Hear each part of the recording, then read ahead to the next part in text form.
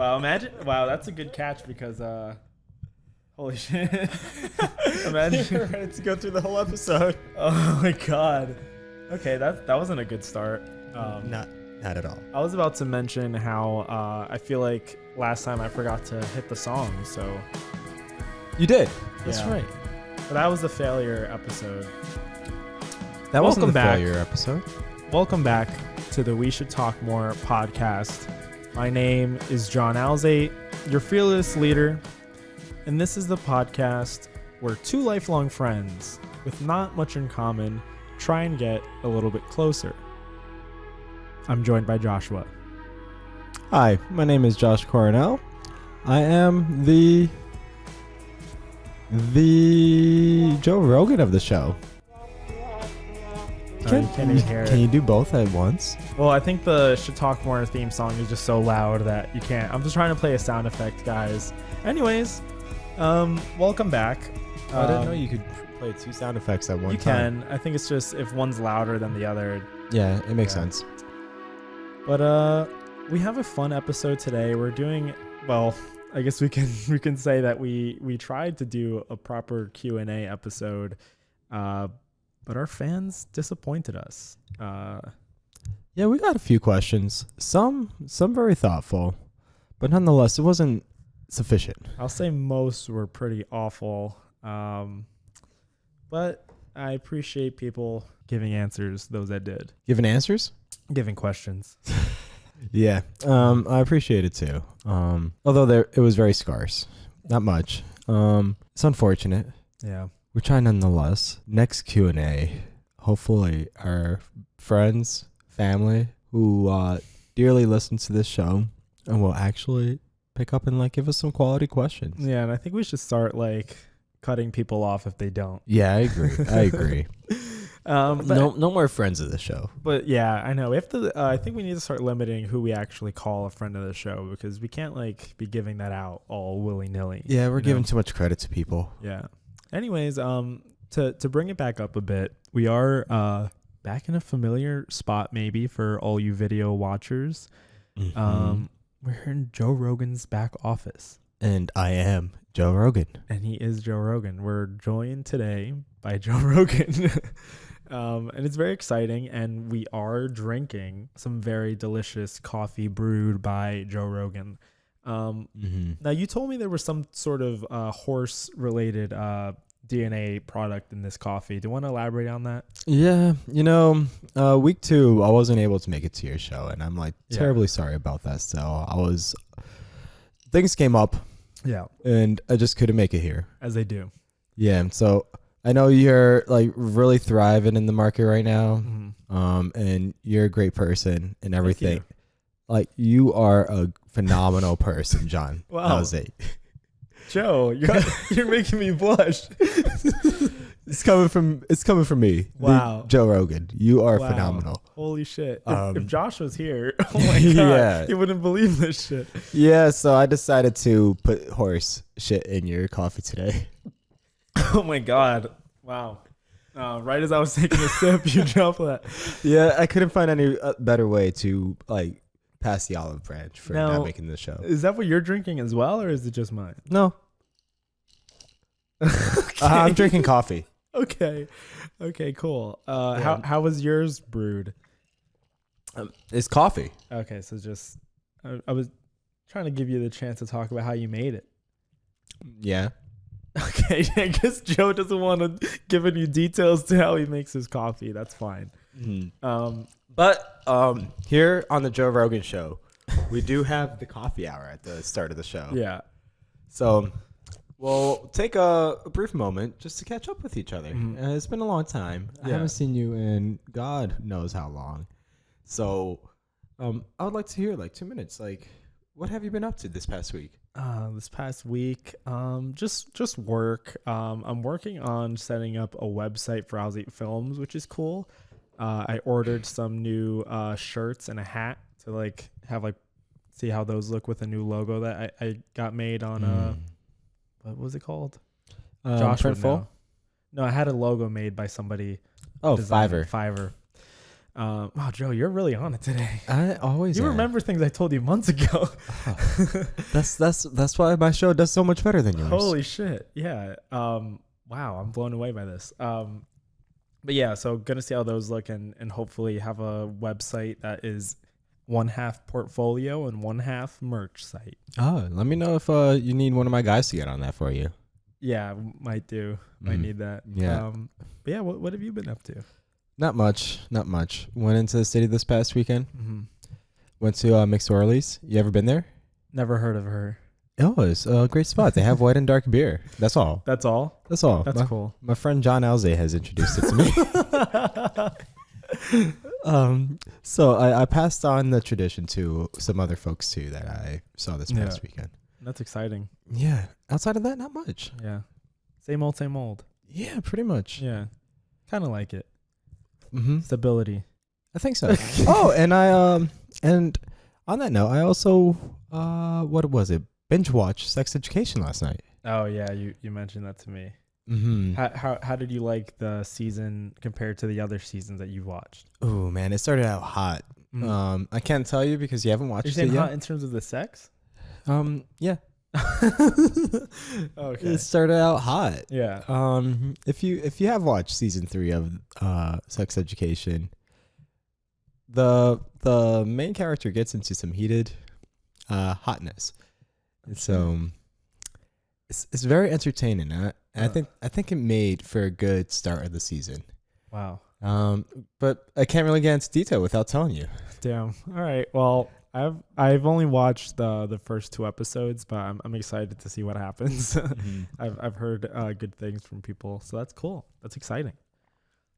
Yep. So on to the show. Yeah, onto the show. So John, introduce your podcast. This is my podcast with Josh Coronel, but I guess he's not here today. We were planning on doing a Q&A episode.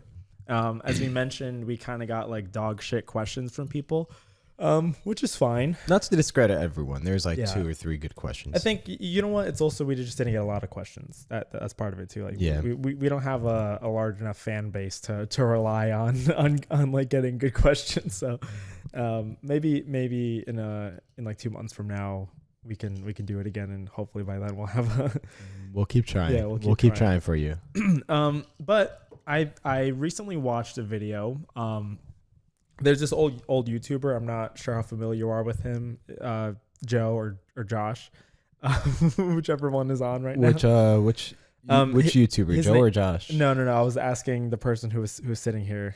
Gotcha. But Skeletoni's not here today.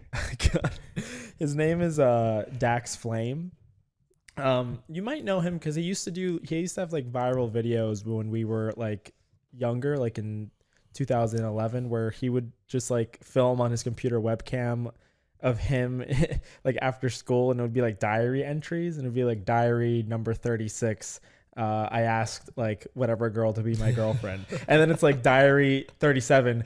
This girlfriend broke up with me. Like it was just the most ridiculous, But like very thing. short, very short videos. Yeah. And he it seemed like it wasn't like intentionally comical. He was just like a young, very like weird, very like funny kid.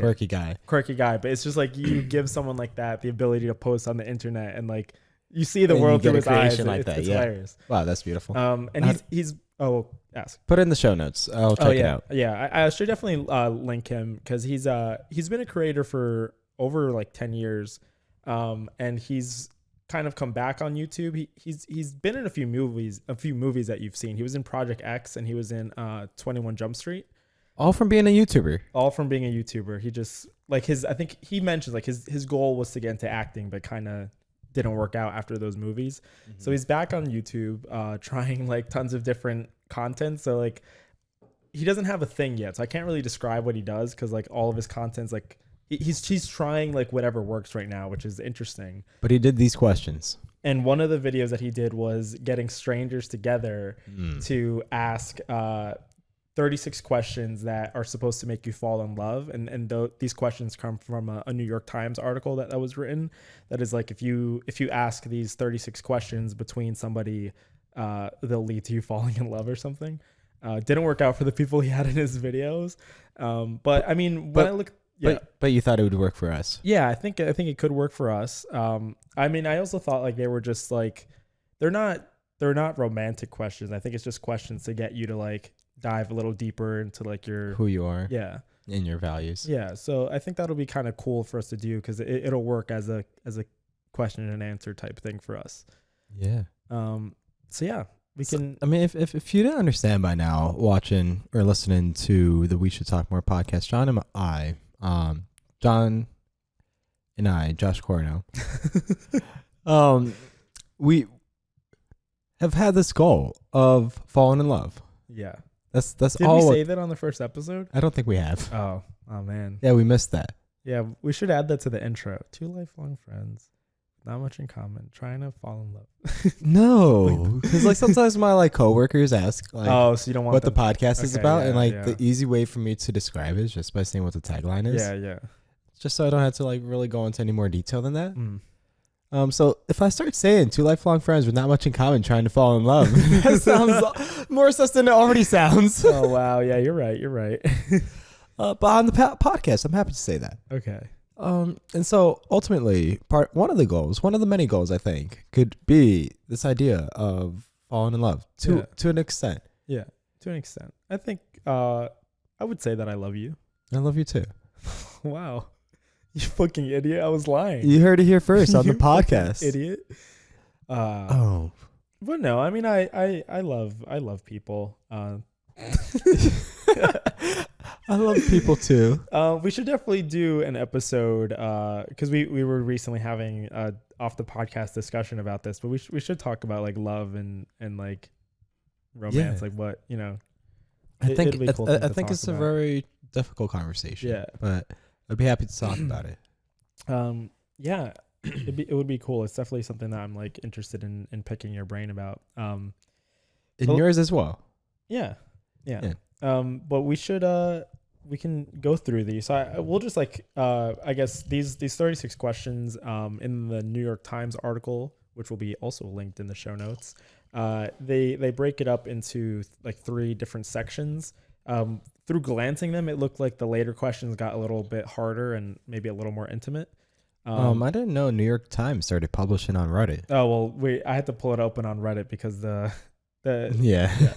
But we're gonna go through what the first section would be. So that's like the first 12 questions. If we feel like we have time to go over more, we can keep going, or we can just save them for a future episode or whatever. Cause it would be cool to go through them all at some point. Yeah, there's 36. We can break it down into 3 episodes, 12 each. Yeah. And John was also just going to say you have a limited number of articles you can read on New York Times for anyone who didn't understand that. Yeah, actually, so I might even link the Reddit post. I'll link both. Like the New York Times article, I think will give a little more context to the questions, but this Reddit post just had all the questions listed out, so it's like easier. Yeah. Yeah, no, definitely.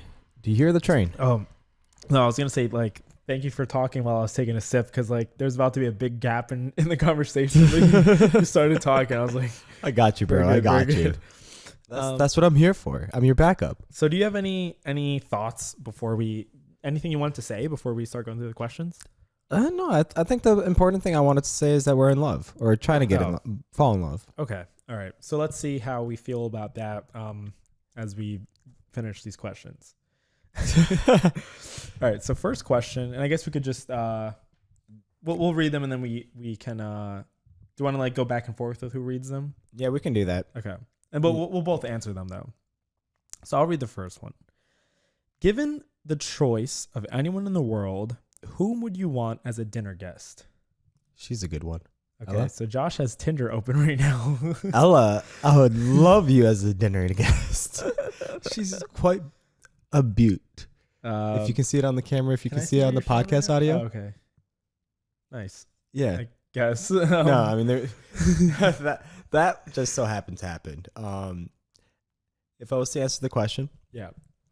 Anyone in the world as a dinner guest? Dinner guest, yeah. Who do you think I would say? Who do I think you would say?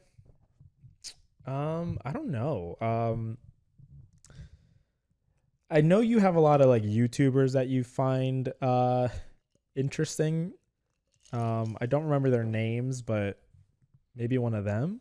But maybe you watch them so much that you like having them on YouTube already gives you a forum to like pick their brain because they're like talking. So it would have to be someone that you find fascinating. Yeah. Or Kylie Jenner. Oh no, I already taken her out to dinner a few times. She's not all that fascinating. Okay. No, that's a good point you brought up, YouTube. I wasn't even thinking about that. There are definitely a handful of YouTubers I really love to listen to, but yeah, it didn't come up as someone I might take out on a dinner guest, as a dinner guest.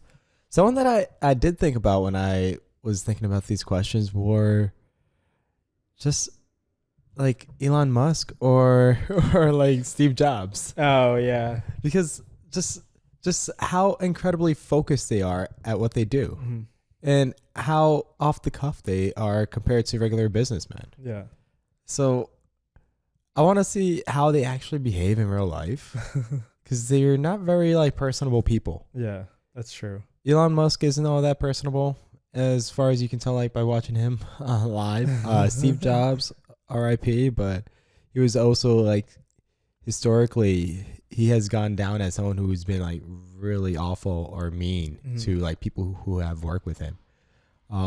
Well, also very, very well respected, nonetheless, because like he would be very direct to people where it was not too sensible to how they felt is what like part of the like background is on how he's behaved as like a leader. Yeah. So I'll just be really fascinated to see how like they actually are in person. Yeah. And have those conversations. Yeah, that's interesting. Yeah, I definitely think I would also want to see somebody who's like a celebrity or something, but like someone who like the first person that came to my mind was like Jim Carrey. It's also like similar thing, like someone who has such a very like outward personality that you see on like the movies and interviews he's in, but like I'd want to know like who he is, like sitting down with him, like having a chicken.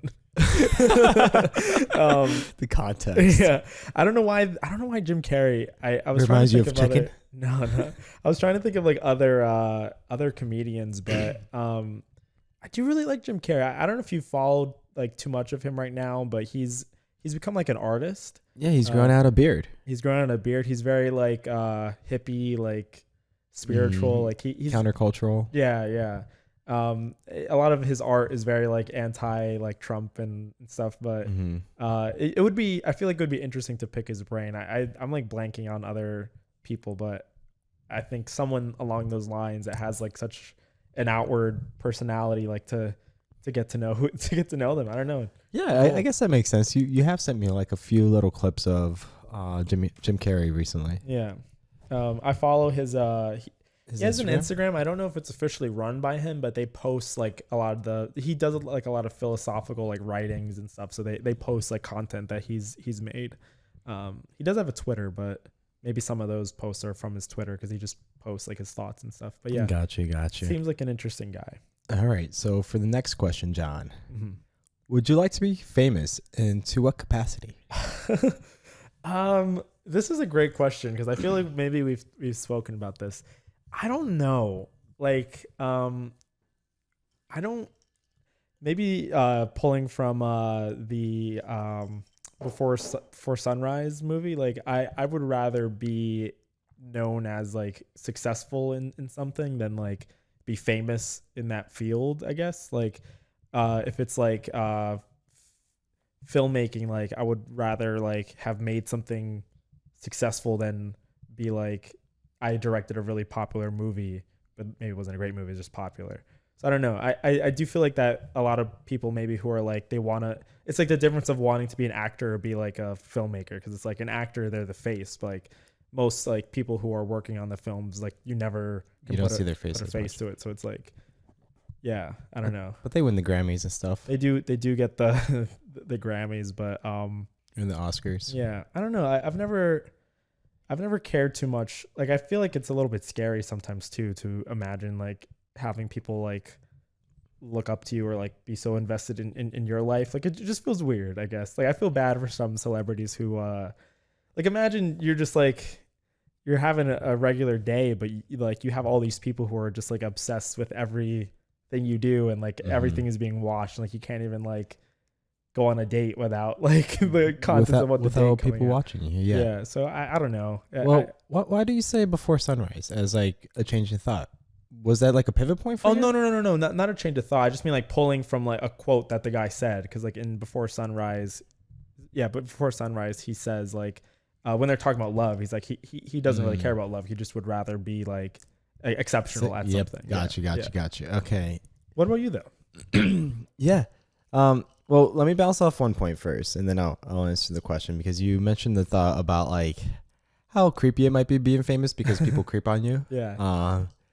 And to that point, like, I mean, even someone who wasn't, he was only famous to like a certain extent. The person I told you who was in town this past week or two who like won this show, might be someone we bring on the show. We won't talk about it too much right now, but he won this like reality TV show that only had one season. It failed. But he got a contract money out of it nonetheless. He was telling me before that reality TV show, when he was doing like these Broadway shows, he had this like one stalker. Really? Yeah, and this is like before like the internet days. And I think stalking, well, there's stalking on the internet, but then like stalking before the internet days, I don't quite know how it would be because I wasn't around back then as much. It's like people just like following you and like trying to find out where you live, and like, yeah, I think it's all the more creepy. Yeah. That's what I was gonna say. Like, I think it was more in the media at that time. Yeah. Where people would have stalkers, and it was just sounds like very scary. Yeah. So that's definitely a concern. But I think the more wealth you have more wealth to be able to like protect yourself from that. But then also like you can't just go out and have a good time. Yeah. So I wouldn't necessarily say I would want to be famous. To your point, would definitely want to be successful in something. And to the point I've made in past episodes, make a positive contribution to the world. Yeah. And to the most amount of people as possible. And if that's through being famous, by being a public face, where my words are able to positively impact others, but because they can relate to me, then I'm happy to take on that responsibility. Yeah.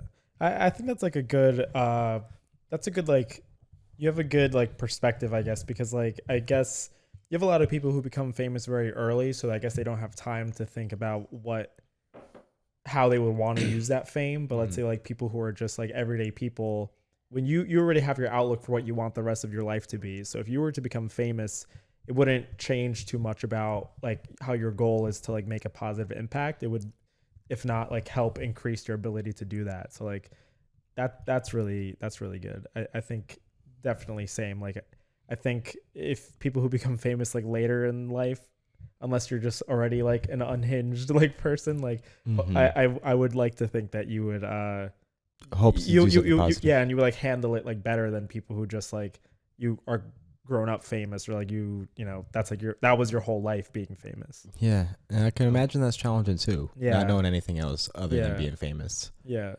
Because I guess you made a good point. Like you're living a different kind of life. Like you can't do the same things that you did before. So like imagine never being able to do those things. Exactly. So it really sucks. So like it could happen in the middle of your life where you experience and observe the change. But if you've had it from the day one, like that is all you know. Yeah. Just like many other issues like people might be going through.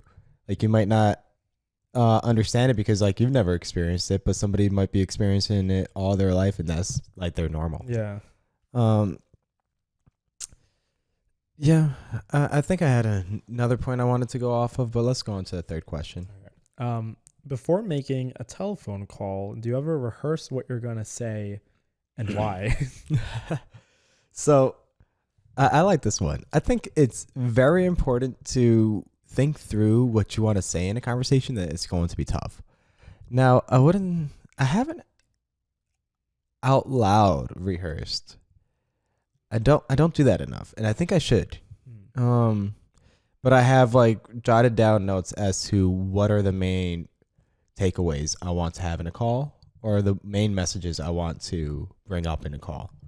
So if it's an important call, even sometimes minor calls too, I'll pull up a notepad and say, okay, these are the meetings I have in my day today.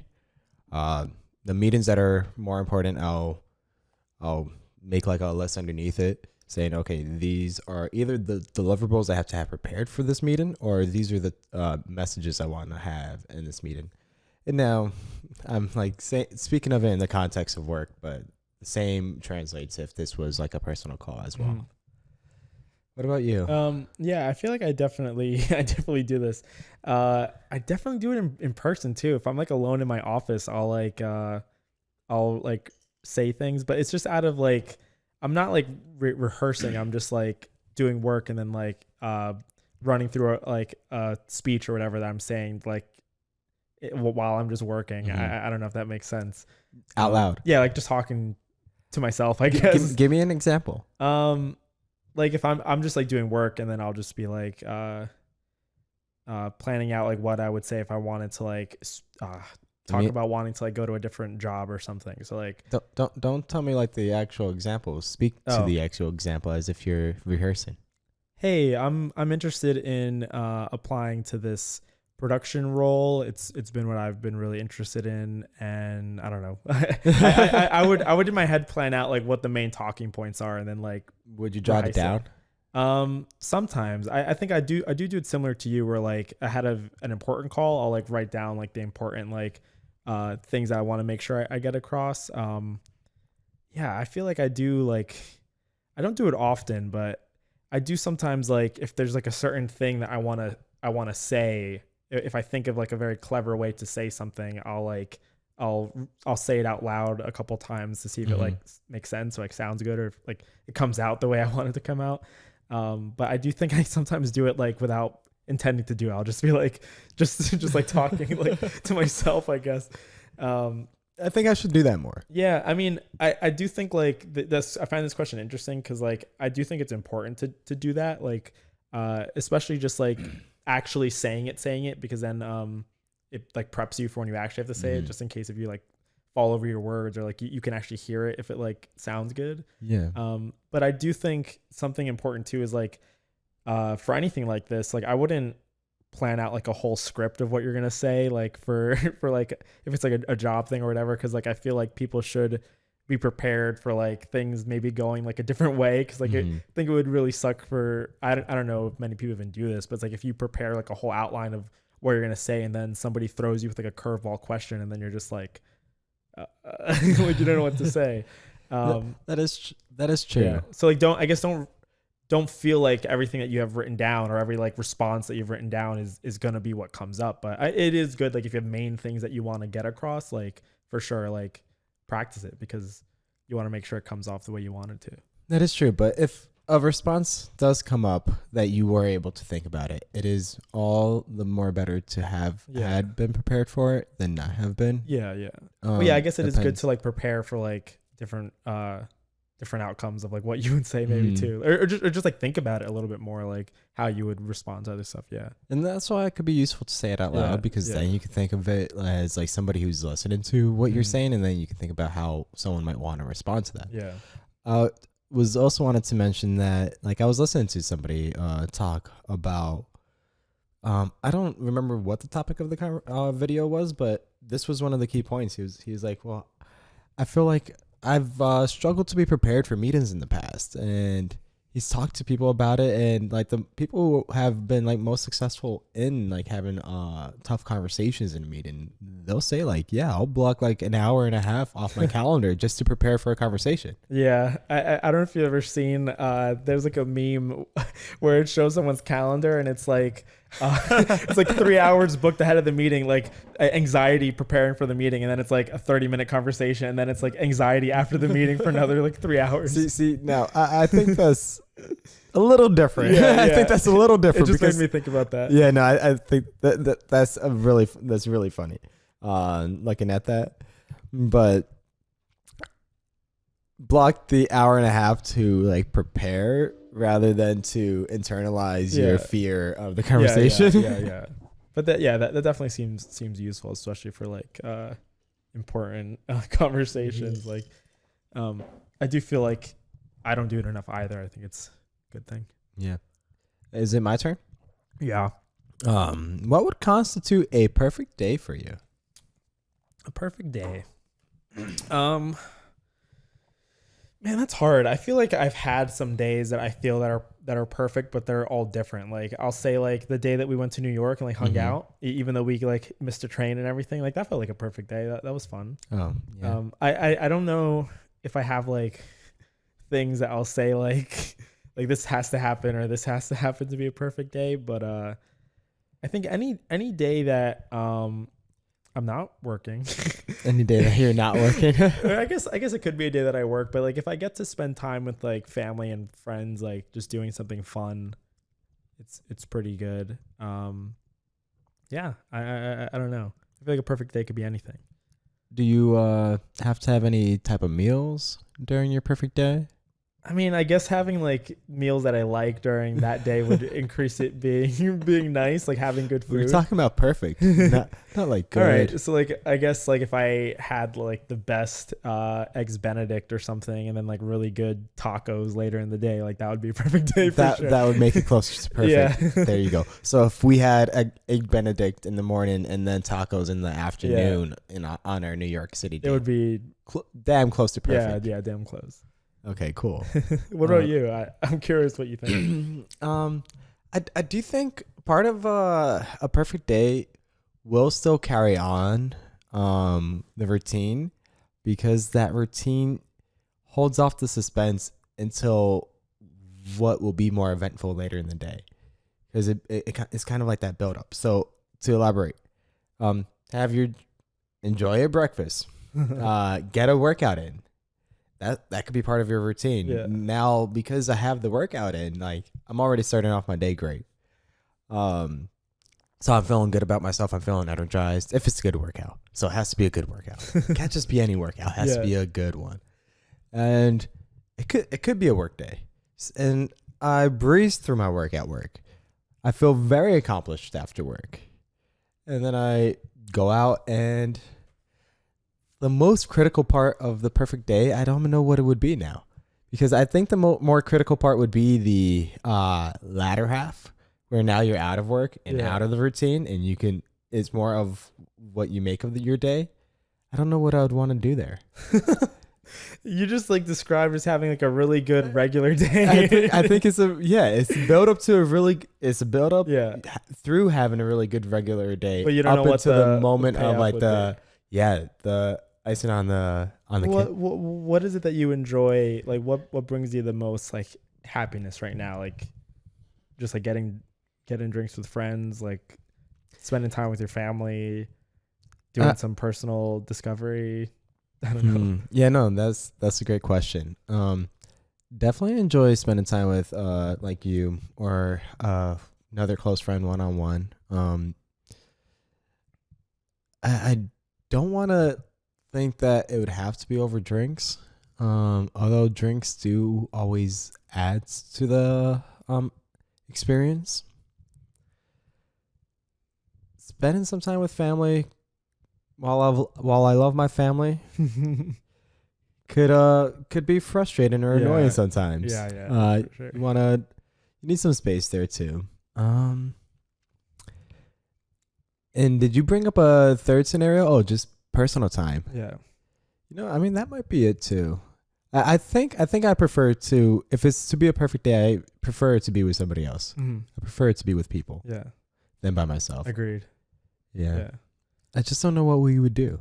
I guess it could be anything though, so long as you're doing something fun. Because like I think making it something specific probably makes it a little hard. Takes it away. Yeah. Because something about what we do has to be like fun though. I think it's just that those moments together, just like the Before Sunrise movie. Yeah. Just like our New York City date. Yeah. We didn't have anything planned. We knew like where in New York City we wanted to spend time. We had the idea of what bar we wanted to go. One of the bars we wanted to go to. Well, actually, you had a few bars. Yeah. But like it was more of just like having a bunch of first experiences together. Yeah. I think that's all it is. I do think that like part of that is like what I like the most too, like doing stuff that is like kind of exciting, like when we go to like Chicago and like just exploring like new places, or like even if it's somewhere that I went to before, but like having that experience with someone else, That's perfect to me. That's what it is. You know, John, it's all about spending time with somebody to share first experiences together. Yeah. Whether it's in Chicago, whether it's in New York City, doesn't matter where. As long as you're both sharing those first experiences, I think that's what makes like the great time together, or just the perfect day. Yeah. And maybe it's not for everyone.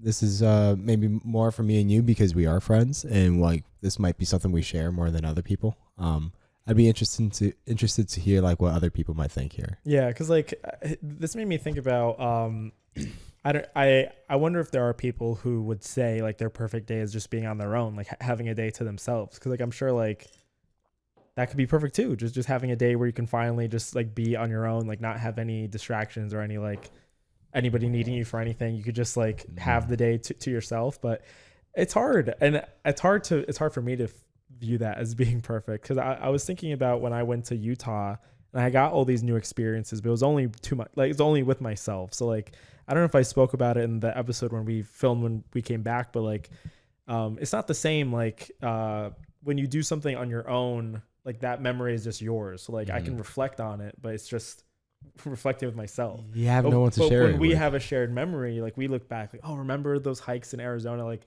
it becomes that more powerful because it like it's not just yours. You mentioned it during our Midwest trip. Yeah. That we had a lot of inside jokes from our Arizona trip that only me, you, and Mustafa will ever understand. Yeah, and then we're gonna create, and we were only going to create more of those inside jokes now that we're traveling the Midwest together. And we ended up like with Sam and your brother like doing the baby talk, and, like slammy shammy and like all that. Which all you listeners have no idea what we're talking about, but like that stuff definitely happens. And yeah, I think that what's the inside jokes that you got out of Utah? Out of Utah? None. None. But it's just like, yeah, because you're just to yourself. I mean, there's value like having those things to yourself, but it's not the same as like sharing something with people. Yeah, that's such a beautiful perspective. I didn't think about it that way. That was a great question. So number 5, when did you last sing to yourself or to someone else? Oh, it would be like in the car by myself. Yeah. I'm a god awful singer for anyone who doesn't know. And something I could definitely work on. But to someone else, I generally don't. I avoid it. Yeah. I avoid singing to someone else. You don't see me singing all that much, do you, John? No. We did the Blues Brothers together in Arizona, but you had I had the easier parts. Yeah, like the speaking part. I think I had the easy parts. Yeah, my singing voice is awful, and so I don't actively go out to sing. John, maybe on this show he could teach me how to sing. Maybe. I don't know if I know how to sing. I think I've just been forced to do karaoke as a child, so now I'm a little comfortable doing it. But yeah, I feel the same though. It's not. I feel like it's definitely weird singing in front of like if you're on a date or something and you're like in the car and there's like a song that you really like, but it's like you're not gonna sing it like with someone next to you. I don't know. I mean, if the music's loud enough, you could sing along to it because it's like they're not gonna hear you. But imagine you're here singing to a song and then the music turns off and you're still singing to yourself. You wouldn't do that if you're sitting in the car right now with you and Maggie? Yeah, well, we've like sang the songs together in the car, but that's because like we're more comfortable. I mean, if it's someone that if it's like a first date, you're not as comfortable with. But I guess eventually those walls like break down. Yeah, definitely. Yeah. So, what's the answer to the question from your side? Yeah, I feel like the last time I probably sang was with Maggie on a date. We were like singing in the car. I guess I technically did sing at the last party we were at and karaoke. So I guess I was singing to other people. That wasn't great. I left at that point. You left. Yeah. I saw videos, I but lost I didn't my watch voice. all of it. I lost my voice and I was trying to sing Bound. I I couldn't finish it because my voice was like lost by the end of the song. But Sloves was singing it with me. So he, friend of the show, Josh Sloves, just friend Josh Sloves. just associate Sloves. He helped me out with that one, but Yeah, I don't know. Yeah, no, I don't like singing that much. You do a great karaoke of Bound. Bound, yeah, that's my a song. great karaoke of Bound. That is my song. Maybe for this episode, our Thursday post could be you doing Bound. Yeah, maybe. I think it should be. Maybe well, for audio and video listeners, the week that we're filming this, our failure episode is coming out, so maybe I can upload that for the failure one. Are you still trying to figure out what you want to do for the Thursday post? I haven't gotten that one. Okay. All right, next question. Oh, yes. Next question. So, if you were able to live to the age of 90 and retain either the mind or body of a 30-year-old for the last 60 years of your life, which would you want? Last 60 years. Oh, okay, got it. Oh, so like from 30 onwards, right? Yeah, because you live until the age of 90. Well, I guess either way you're dying at 90. So even if you have the body of a 30-year-old till 90, I'm gonna die at 90. So like, I'd rather keep my mind. I'll keep the body. You motherfucker. You know, but why? This is a little like there's a trick to this question, because it's like you keep the body, so like let's say your body doesn't age the way a 9-year-old body would die, but if you work out and are healthy, there's very healthy 9-year-olds that are very in shape.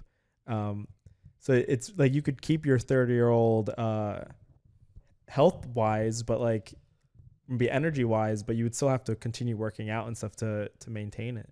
I wouldn't want to be I wouldn't want to have dementia or Alzheimer's. Yeah, but that doesn't mean you will at 90.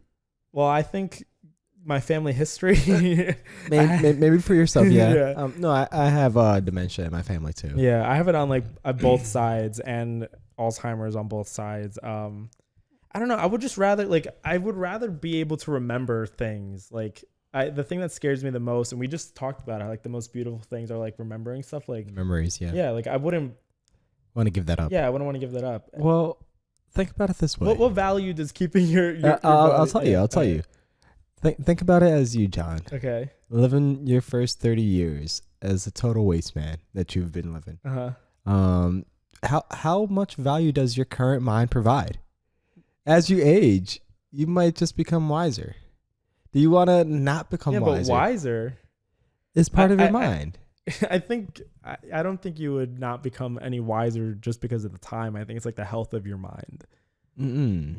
So you think that this is like saying that you won't gain any more memories? You won't have any more life experiences that you'll retain for the next 60 years? You will. But you just won't get any value out of it. Yeah, you would. No, you just had the value that you had from when you were 30. No, I don't think that's what it means. You're telling me that mind or body of a 30-year-old. Yeah, but they mean it in the way of like health. No, they mean it as like your way of thinking. So like you think that none of that will change for the next. Some people might become more negative as they age. Okay. As they age, because now they're thinking of their doom and death. Instead of thinking about dying gracefully or aging gracefully, they might be thinking, well, I'm just on the pathway to my tombstone. Okay. And so that might give the impression, well, somebody who's aging, who's not retaining the mind of a 30-year-old, is only becoming more and more depressed. Well, it could be in the opposite direction. Somebody could be more and more happy or more blissful as they age and more wise. You can have the negative downward spiral as well. Yeah. So John, you're saying that you could have the negative downward spiral. So you're arguing then to keep the body? Yeah, because... But you could still have the negative downward spiral of your mind. I definitely could. But at least I have a body for myself. Okay, I don't know. John, you're just light years behind me. I guess so. I wouldn't see like I think having like the stamina of a horny 30-year-old wouldn't be that great for my like 85-year-old wife. No, you have raging hormones when you're in high school, not when you're 30. I'm not saying you're going to be as horny as a high schooler, but I'm just saying like you'll definitely be a little more hornier as a 30-year-old compared to a 90-year-old. Well, wouldn't you want to still be able to have great sex at Well, yeah, 90 I than guess you would actually keeping the body, you wouldn't inhibit your sex activity? yeah, like you wouldn't have like erectile dysfunction or anything. Like Mhm. you would just be able to have sex. Now you're rethinking your life choices. No, I'll keep my mind. I don't want to lose things. Maggie's not going to be happy about that one. I have to ask the next one. You do. Do you have a secret hunch about the way you will die? Secret hunch. That's so weird. I wouldn't say I have a secret hunch. I have fears in the ways that I would die. Like one where everyone fears dying through suffocation or drowning. Or driving a car that explodes. You know, one thing that like does haunt me sometimes is I've watched like those TV shows where it's like ID Discovery or something. Yeah. And somebody sets like a bomb underneath somebody's car. Oh, and as soon as you start it blows up. Yeah. Oh Lord. So that's something that does scare me sometimes. Well, have you ever had a thought about like, oh, like this might be how I'll die? Like I'm driving right now. This might be No. how Like I die. I guess in a more philosophical way. Like, have you imagined like where you would be when you're like 90 years old? Like how you would, or if you would make it to 90 years old? What would be the context of my death? Yeah, that's what I'm asking. Like, is that something you've thought about? Oh yeah, I mean this is drawing back to the actual question. Yeah. Yeah, I don't have a hunch as to how I would die. I think that's totally fair because I feel like we probably don't think about that too much as like young people. Do you? No, I mean, when this question made me think about my dad, because my dad said when he was younger he never thought he would live past like 25. Really? Yeah, and I never like. I think he lived a much more riskier life and crime-filled life, maybe. But I guess I can understand that for that reason. Like thinking like I'm living such a life on the edge. I don't think I could. The way I'm living, I don't think I'll make it past that time. But I've never thought like that. I've never. I mean, maybe I've thought like where I definitely see myself hopefully living until you're 90 or something. But I've never put too much thought into like how. Yeah. I mean, like you, I do have fears of how, but I don't like it in my head, like, oh, I think I'll die from cancer. Like, no, I don't really have a hunch. Well, I mean, I think that's probably part of the hunches. Like one of my hunches, I'll die because somebody puts an explosive in my car that's going to go off when I start the car. Mine might just be like a freak accident, I feel like. You know, I think also what contributes to that is that I've just historically driven pretty shitty cars, and like any of the sounds that my cars make, I would be like fixated on that as I'm driving down the road, thinking one wrong bump, this car is exploded, and I'm fucking gone. Yeah, that's fair. But yeah, I don't have nothing in mind. Well, that's good too. Keep living positively. Name 3 things you and your partner appear to have in common. Does that mean us? Yeah. All right. 3 things. Now, do you think this means like things that are just like outwardly apparent that other people would notice? I think so, because this is as if we didn't know each other. Okay, yeah. So through this conversation alone. Interesting. I have to look back at some of these questions. Well, I don't think it would be through this No, because the way the guy did his video, he had strangers do it, but the article wasn't about having strangers do it. So I think it You don't think so? No, it wasn't. Well, yeah, I get that, but it also says appears to have in common. Yeah, so that makes me think it's like stuff that like other people, like stuff that's like outwardly apparent. Okay. Like that we have in common that we might not actually have in common, maybe. That we're first generation students. Yeah, or people might think we're both interested in podcasting. I wonder what would give it away. But that's something that that it appears that we have that in common. Wow. It appears That's a good that one. we have like an interest in coffee in common. It does appear that way And it appears that we have an interest in like dating in common. dating in common. Not dating each other, but Love. the love. topics of love and dating. The topics of love. Yeah. I guess so. So that's the extent of our question. I guess, but I mean, if we were to take it like deeper, like it might be a little harder. Well, I'm interested to think about for a minute through our conversations. What have we uncovered that shows commonality? Well, I guess the one that we went over, like stuff about death, is that we're both not thinking too much about our own deaths, so we're more living in the present, perhaps. That is true. But also, I think we had some more interesting ones too. We both don't really have an interest in being famous, but more an interest in like excelling in whatever we're doing. Mm-hmm.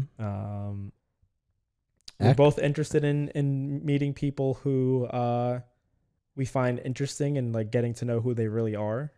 But we also shared part of what that perfect day would be too. I think is the one that was resonating and the like most. sharing the memories between people being the perfect Yeah, part because of it. I thought that was one where I think people would have very different perspectives than we would, and I felt that we were bringing in like a very siloed perspective with how we answered that question. Yeah.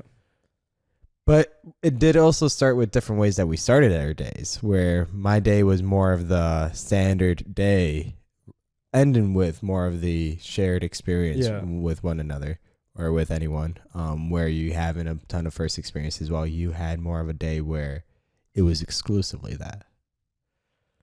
In a far, far away from work. Yeah. Okay. I think we did bring up like 3 questions that we draw back we through. talked about a bunch. Yeah. Is it your turn to ask a question? I don't know. I can't even find which question we're on. It's my turn. It is. For what in your life do you feel the most grateful? Do you think about gratitude often? Yeah. Do you? Oh, you're asking me. That's right. You know, every time he responds to a question with a question. Yes, because I saw you pause, and I'm thinking, is this motherfucker gonna answer the question, or is he just gonna look silently at his phone? The way that we've been doing it. I know it is. You forgot. It happened. You messed up. No, never. You made a mistake. Never. Do you ever think about admitting to your mistakes? Never. That's the next question. Let's talk about gratitude. Yeah. The question is, what am I most grateful for? Yeah. What in your life do you feel the most grateful for? The way that was, the things you can't change, and that's how I've been shaped, like through my upbringing. So I think what makes me uniquely me is by how I grew up. And this goes for anyone. Like for me specifically, it's like being raised by a Spanish dad who came to this country at 18 with not much, and an American mom who wasn't working. And maybe the challenges that they went through and how that shaped me, but also being like the second child of 4, and how the dynamics amongst me and my brothers really played out, and the type of love that was in the family, which I would say in my family, like it wasn't outwardly expressed all that much. And that what might make me the type of person, it's something I've been thinking about a lot. This is why I'm bringing this up. That might make me a little bit more rigid in part of my mannerisms than other people, just because of the way that I grew up. And this is like me just trying to understand that a little bit more. But should I fight that, or should I be grateful for that? And I think that's something I'm grateful for. Oh, that was very sweet. Thank you.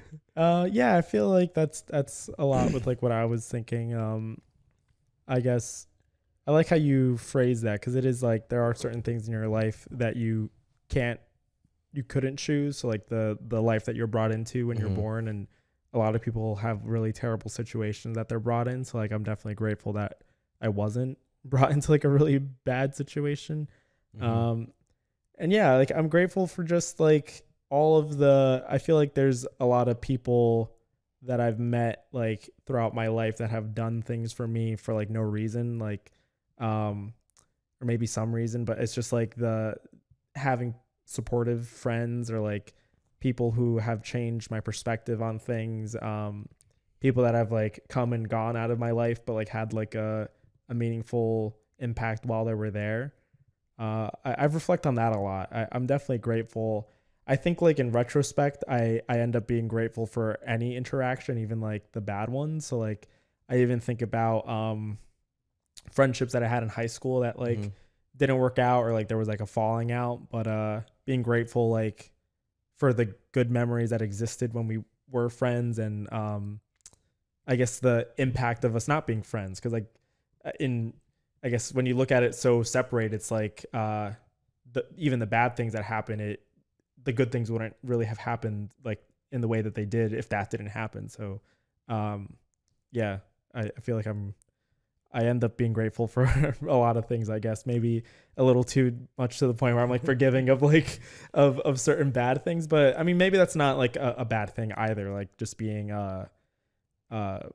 optimistic, or like having a positive like reflection on your life instead of like viewing everything badly. Yeah, I mean, gratitude could definitely make for a happier life. Yeah.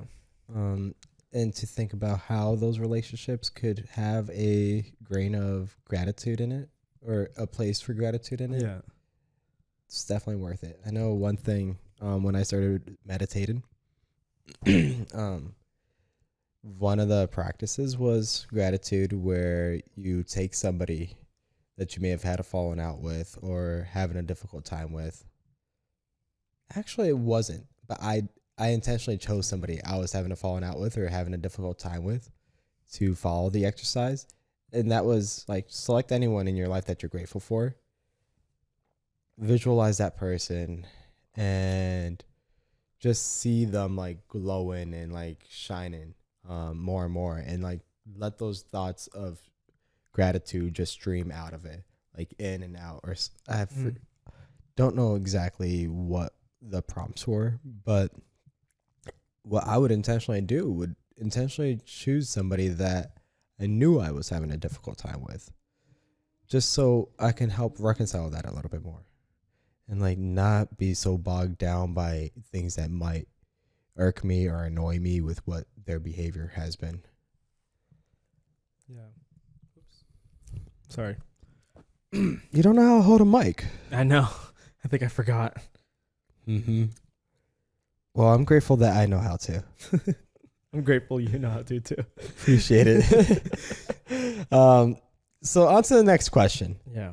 If you could change anything about the way you were raised, oh wow, so fitted. I know. I feel like they tie in pretty well.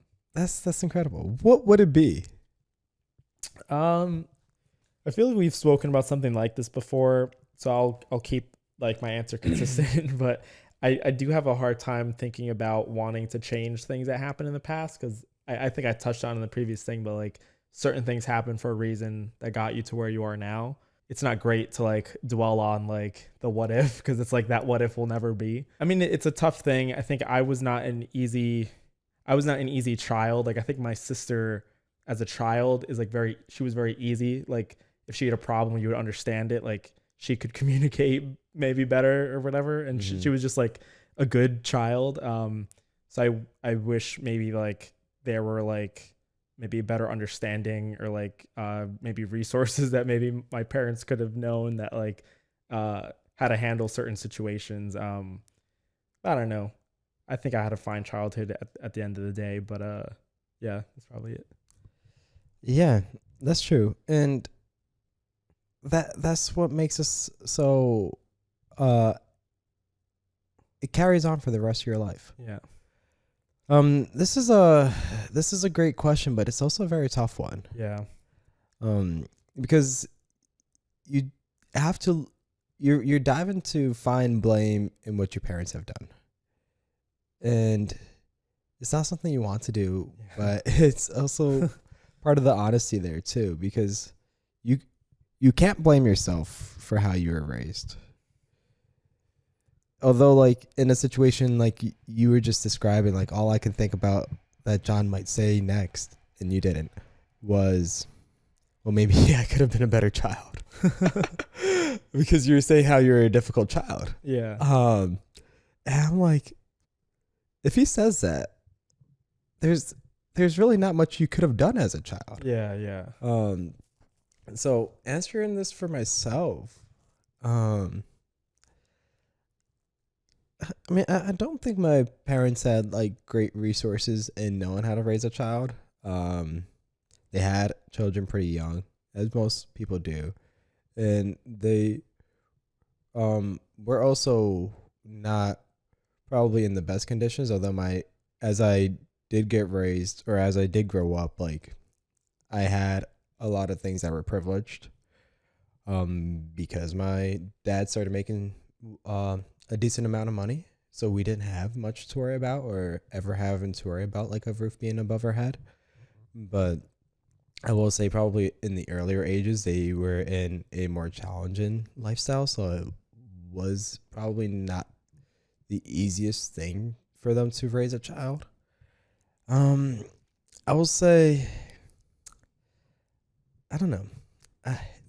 There's a lot I would say here. I just don't know if I want to get into it now. Yeah, I felt the same way. I think it's hard to kind of unpack this kind of stuff. I think we could unpack it, but like not in a short amount of. I would want to take more time to think about how I would want to communicate it than try to do it now on this podcast.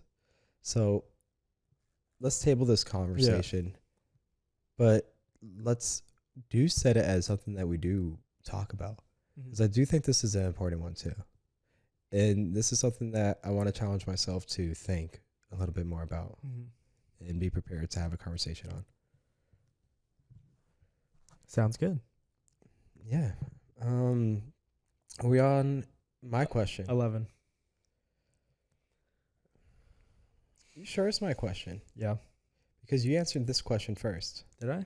You did. So it's your question. Oh. Okay. Oh yeah, you're right, because I asked a grateful one, which is 9. Take 4 minutes and tell your partner your life story in as much detail as possible. Wow. Timer's on. Oh, yeah, wait. I guess Timer's on for me. I guess we have time for that. My life story, John. I was born in Queens, New York. It's we're 1 hour and 3 minutes and a half in. Yeah, so you have to like 7:30. Got you. So I was born in Queens, New York. Lived there until I was 9. I have 3 siblings. I have 2 parents that are still together. Definitely rocky parts of the relationship, but they are still together. I am the second child of 4. We talked about this a little bit. And I changed schools when I was 9. And I would say I did have some difficult times during middle school, as many of us do, in terms of like getting bullied. Got into fights too. Then had some great successes at a younger age in what my mindset was at that time. Had a lengthy relationship there on after. I did great academically, and my parents were tremendously proud, but I would also say my parents weren't quite aware as to what I was doing, but that's because they were coming from a family of not going through school academically, or weren't as academically inclined. This is something that we could have brought up in the last conversation, in the last question, where me going through college, being a first generation, and I think you can relate to this too, they support you to no end, but they don't really know what you're going through. They can think about how, as they were children, or at your age rather, they were already starting to work. And they might be questioning, well, why is my son only going through school right now? And like, he's not really pushing himself all that much. you might be able to pick up a few jobs and like work a 12-hour day and be able to balance school, just get through it. But like you can't, they don't quite understand where you're coming from as much, or at least if you were to talk about school too, it goes right over their head as to like what you're going through. So that's part of my college experience, I would say. Had a great time in college. I enjoyed college a lot. I went to NJIT, graduated biomedical engineering, got a job out of college, went to Epic in the Midwest, moved to Wisconsin for a year, left my best friend John and a ton of other friends. Got fired, came back crying to John saying, I wish I never left you. And did a data science certification, wrapped that up, worked as a high school teacher for a little while, quit that job, got into quit that job with no job lined up, still pay my own bills all the while ever since I got fired. And got a new job come April. Got a new job recently. And here I am now doing a podcast with my best friend.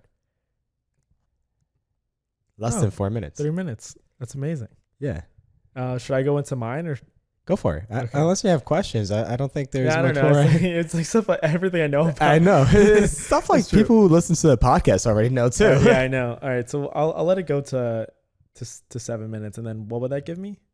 That would give you to 11. To 11. Okay, cool. Let me think. What can I say? You got this. Okay, my name is John Alzate. I was born November 5th, 1997 to two South American parents, John Alzate Sr. from Colombia, Janet Avilés from Ecuador. I was the second child to my sister Janina, who was born first. We had a pretty good childhood. I was born into the home that I currently live in. I had a strange childhood where I was very misbehaving in school. I had a lot of outbursts and I got into fights in like kindergarten and first grade. I was a very bad child, was very close to the principal during my early years. And I was in the shadow of my sister for most of middle school. Could never amount to the success that she had academically, but I did shape up in like the last 3 years of middle school to getting honor roll. And that helped me out getting into high school, where I was doing pretty okay. Mostly just like sliding by as I always do. I made best decision of my life, giving Joshua a back rub in homeroom, and we became best friends ever since. And I made most of my friends in high school, most of my friends from middle school. I don't have had one relationship in high school, didn't amount to anything, only lasted like 2 months. High school ended. I did okay in high school. I didn't really know where I wanted to go to school, but my sister was already going to Seton Hall, and I liked the campus, so I went to Seton Hall. I had the desire to be a psychologist, so I studied psychology, but then I took some political science classes, and I liked that more, and I did better in those. So I said, you know what? Psychology is a little too challenging. I don't feel like doing this anymore. I'm going to do political science. Did political science for the last 3 years of college. No relationship throughout that whole point, but I did have sex for the first time. What else? I mean, I did much better in college once I switched to political science. And I had the plan to go to law school, but in 2017, I started making YouTube videos with Josh and a couple of our other friends that made me very interested into filmmaking and photography, which were stuff that I kind of dabbled in before, but never fully. I made videos starting summer of 2017, continued. First short film in the fall of 2019, second proper short film came out January 2021. But before that, I graduated in 2019. Didn't have a job until December. I got a job offer, and I was applying to different places, wanted to do something creative. Got a job at an advertising company, working on their decision science team, not really doing stuff that's creative, but they did have they do have room in that company to do stuff creative. So I'm like, you know what? I'll try to do this and then move into that. In the meantime, was still doing creative stuff. Started a podcast, doing creative stuff with Josh. And I now have a girlfriend. Now you have Joe Rogan on your show. Now I have Joe Rogan on my show. I'm living the dream, and I have a girlfriend. You're supposed to end with Joe Rogan. And Joe Rogan. And Joe Rogan, yes. Jesus. He has a girlfriend. I lost it towards the end. You did it You did it in about the same amount of time. All right. Your question. Last question. Last question of the show. We have made it down to 12 questions. And we're ending around the same time that we normally end at, which is pretty good. We did a good job. Yeah. We did a good job. Yeah. Let us know what you think about this, and if you would want to hear more questions like this. So, last question, John. If you could wake up tomorrow having gained any one quality or ability, what would it be? Now is this only are we limiting to this abilities that are actually possible? Because if I could say that the ability to fly or something, that's going to be what I choose. Something realistic. Something realistic. Oh man, it's more challenging. I'm trying to think of the phrase for it. But I wish I had more of a maybe you can think of a better way to phrase this, but it's like a determined, go-getter personality trait. You wish you had motivation? Yeah, but there's I guess a grit? Maybe. I don't know. Because I think saying motivation is one thing, persistence, but having that perseverance, will. No. Willpower. Man, I can't believe I'm not thinking about the word. It's it is more like a go-getter attitude, those people who are just constantly ambition. Ambition. Yeah, I wish I want to wake up and have more of an ambitious attitude. Mm-hmm. Motivation aside, I think even if I woke up with motivation, I wouldn't know where to put it. There are days where I wake up very motivated, but it's put into the wrong thing. So I want to have that direction, that clear mind, striving to get that one thing or a number of things, but Got you. What are you? I would like to have quality of fearlessness. Oh God. What you mean, oh God? Well, fully? If someone points a gun at your head, you'll just be like, no.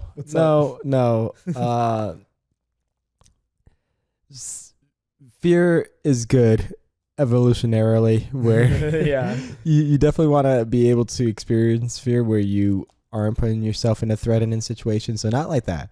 But fearlessness where I can more easily get over that level of discomfort when you're doing something that is important. Mm-hmm. Going into a difficult conversation, going into talking to a big group of people, or stuff that puts you out of your comfort zone. Yeah, anything that would put myself in a zone of discomfort, where I definitely have the words as to what I want to talk about. I just might not. My mind just might get bogged down by the pressure of it. I wouldn't want to. I wouldn't know what to say. Yeah, I see that. Mm-hmm. I like that too. You would like that too? Yeah, I'll take that one. No, you keep your ambition. You keep your ambition. I'll take the fearlessness. I'll take both. No, sorry, that's mine. Yeah, that's valid. That's a good one. Man, I can't believe we're done. I want to do more. Well, Tommy, to wrap up the show, out of 10, how much do you now love me? I feel like I'm a third of the way to fully loving you. You're a third of the way. Yeah. So you're a 3 out of 10? Yeah. It's I'm 24 questions away from loving you. You're just saying you want to do 2 more episodes about this. Well, we don't know. People listening, hey, if you continue watching, you might see the conclusion to this arc, you know? But this is just the first. This is before sunrise. This is before sunrise. So it's who knows what's going to happen in the sequel? Yeah. 9 years down the line. What will happen 9 years from now? Let's record the follow-up 9 years from now. This is going to be so cool. Yeah. Thinking about it. If we do these after the Before trilogy episodes, following immediately, saying like we follow a sequence of Before trilogy podcast episode, 12 questions, and then whatever third topic we choose to do for the week. If we follow the same patterns that Jesse and Celine follow, wouldn't that be beautiful? Because right now I'm very infatuated with you, and I can't wait to see you next week. Oh, okay. I'm just kidding. But maybe you won't see me next week. Oh, why not? And then you'll see me 9 years later. All right. Yeah, this was fun. This was really cool. It was. I'll get that. Oh, and for the listeners who aren't understanding our reference about the Before trilogy, watch our last episode. Yeah, you should. Or listen to our last episode. Yeah, and guys, next week we're doing Before Sunset. No, I don't think so. Not yet.